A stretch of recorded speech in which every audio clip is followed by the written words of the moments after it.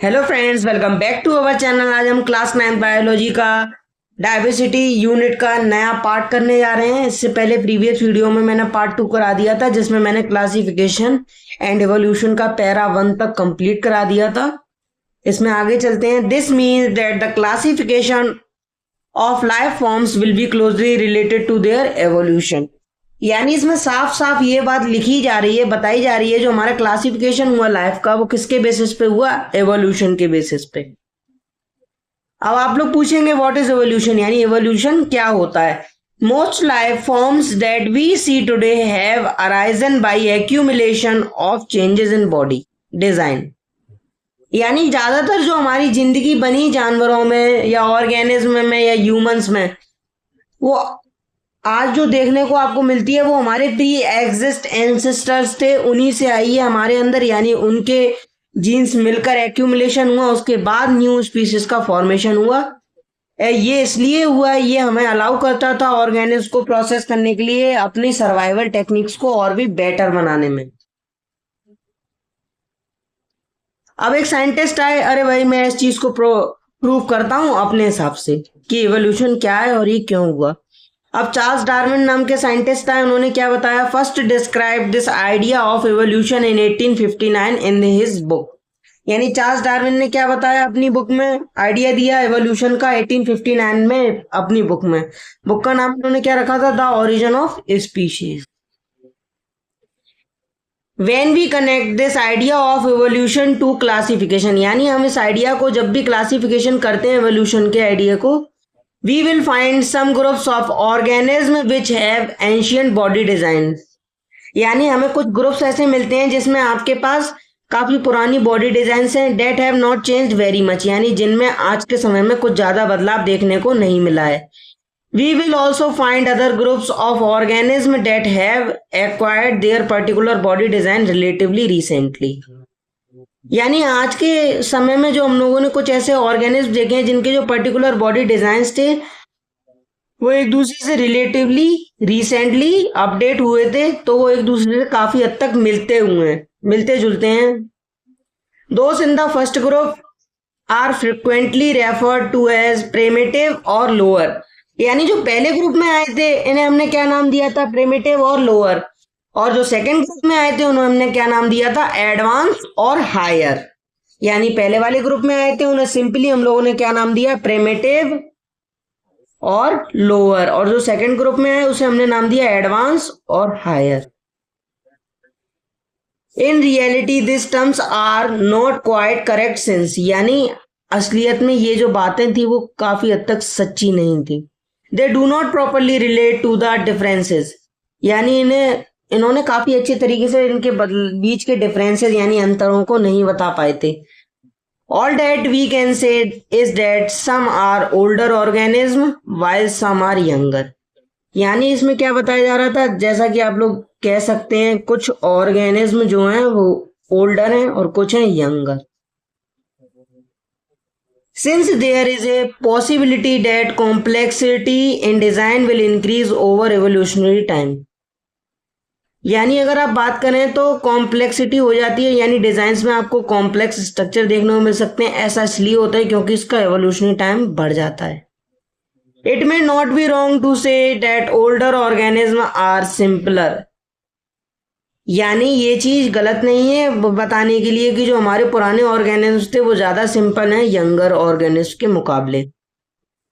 While younger organism are more complex. यानी मैंने आपको बताया था ये सिंपलर होते थे ओल्डर ऑर्गेनिज्म, और यंगर ऑर्गेनिज्म क्या होते हैं? Complex. The hierarchy of classification group. Biologist such as Ernst Haeckel 1894 में आए थे और रॉबर्ट विटेकर 1959 में आए थे, कार्ल वूसी 1977 में आए थे।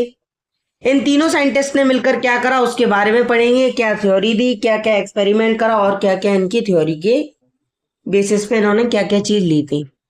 Have tried to classify all living organism. इन्होंने क्या कोशिश करी? सारे लिविंग ऑर्गेनिज्म को क्लासीफाई करने की इनटू ब्रॉड कैटेगरीज, यानी बड़ी बड़ी कैटेगरीज में बताने की। कॉल्ड किंगडम्स, यानी इन्हें बड़ी बड़ी कैटेगरीज में एक्सप्लेन करा और उन्होंने उसे क्या नाम दिया, kingdoms. The classification Whittaker proposed has 5 kingdoms, Monera, Protista, Fungi, Plantae and Animalia. यानी इसने अपनी थ्योरी के बेसिस पे 5 किंगडम्स बताए। First one is Monera, second one is Protista, third one is Fungi, fourth one is Plantae and fifth one is Animalia. And is widely used, यानी ये काफी ज्यादा बड़ी रेंज में इस्तेमाल होते थे। These groups are formed on the basis of cell body organization, यानी ये ग्रुप्स किस तरीके से बनते थे, हमारे सेल बॉडी ऑर्गेनाइजेशन पे। अब इसमें कौन सा मोड चलता था, mode and source of nutrition and body organization, यानी इनमें सोर्स ऑफ न्यूट्रिशन होता था और बॉडी ऑर्गेनाइजेशन में हेल्पफुल होता था। द मॉडिफिकेशन हुसी dividing the Monera into archaebacteria और आर्चेई एंड यूबैक्टीरिया और bacteria is also in use. यानी हुसी नाम के जो एक साइंटिस्ट थे, उन्होंने डिवाइड करा हमारे मोनेरा को आर्की बैक्टीरिया में, आर्की को अलग कर दिया, यू बैक्टीरिया को अलग कर दिया, और bacteria is also in use, यानी इसमें जो बैक्टीरिया था वो भी इस्तेमाल में आता है। अब बात करी जाए, further classification is done by naming the sub groups at various level as given in the following scheme.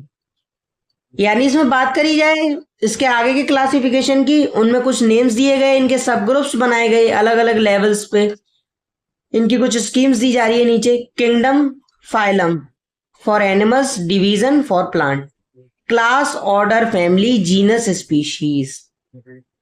यानी इस पे सिंपली क्लास आएगा पहले, फिर ऑर्डर, फिर फैमिली, फिर जीनस, फिर species. Thus by separating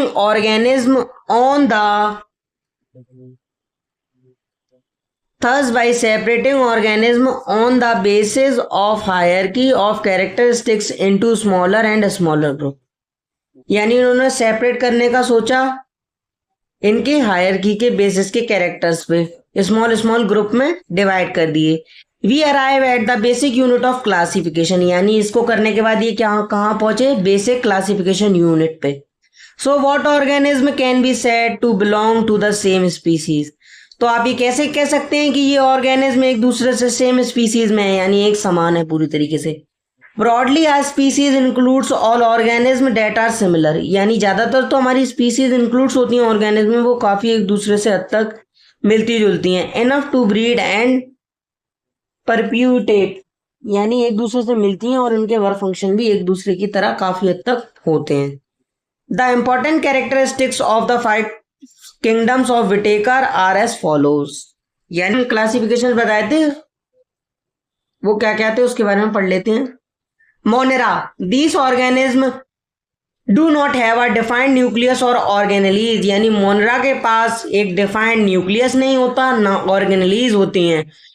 nor do any of them show multi cellular body design, यानी ये कैसा मल्टी सेलुलर बॉडी डिजाइन को शो करता है। ऑन द अदर हैंड, यानी आप दूसरी तरफ बात करें तो ये क्या दिखाता है, दे show diversity based on many other characteristics, यानी अगर बात करी जाए तो ये डाइवर्सिटी को दिखाता है अपने अलग अलग बेसिस के कैरेक्टर्स पे, यानी कैरेक्टर के बेसिस पे दिखाता है। Some of them have cell walls while some do not, यानी इसमें से जो उसके कुछ सेल्स होते हैं जिनके पास सेल वॉल होती है और कुछ ऐसे होते हैं जिनके पास सेल वॉल नहीं होती।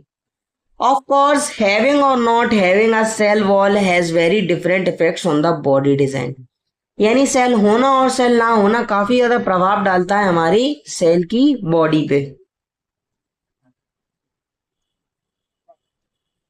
अ cell wall is multi cellular organism, यानी जो सेल वॉल होती है वो मल्टी सेलुलर ऑर्गेनिज्म कहा जाता है उसे।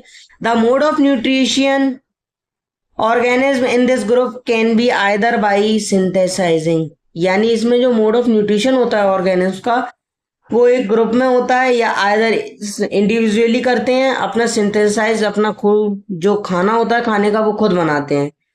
ऑटोट्रॉपिक और getting it from the environment, यानी ऑटोट्रॉपिक सिस्टम होता है और ये एनवायरनमेंट से अपने खाने को लेते हैं, इनटेक करते हैं। हेट्रोट्रॉपिक, ऑटोट्रॉपिक और हेट्रोट्रॉपिक दोनों ही होता है।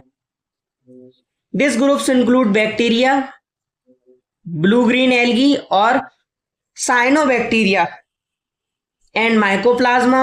Some examples are shown in figure 7.1. अब इसमें आपके पास बैक्टीरिया दिखाया जा रहा है और ये हमारे पास है रेस्टिंग स्पोर। बात करी है इसमें, ये हमारे होते हैं हेट्रोसिस्ट और ये होता है एनाबेना।